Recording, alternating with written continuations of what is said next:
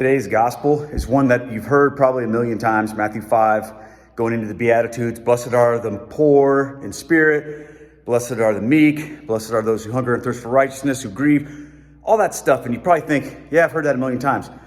But thinking about what that means for us in the context of like our culture and our lives today, why is it so important that Jesus shows us these things that are, from a worldly perspective, considered negative?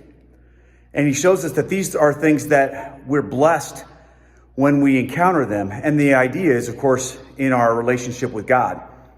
You see, the Bible also tells us that the things of the world, the desires of the flesh, are contrary to the desires of the Spirit. So what this means ultimately is that if you seek to follow the way of Christ, you're going to encounter difficulty, because in this life, your flesh pulls you away from Christ.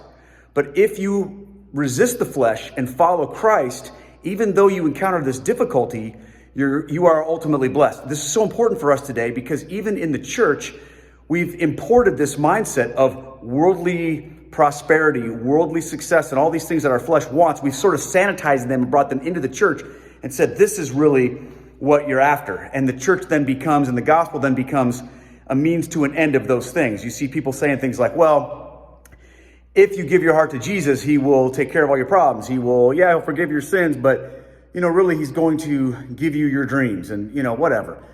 But the reality is, when you truly follow Christ, you invite difficult things. You invite the things that this parable or these Beatitudes speak of. And the parables of Jesus show us this as well.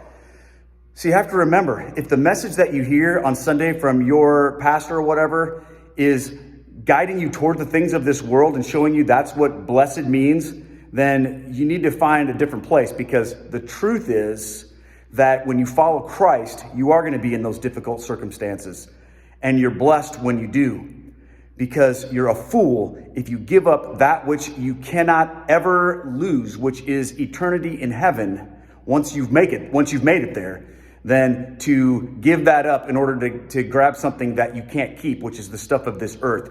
Too many people walk away from their salvation. They walk away from faith altogether because they bought into this lie that God's going to solve all their problems and fix everything. When the reality is, when you encounter problems because of your faith in Jesus, that's when you're truly blessed. I don't know where that intersects with you today, but I'd love to read about it in the comments. So go ahead and drop a comment. Let me know where that's hitting you today, and I'd love to see that. Thanks so much, my friends.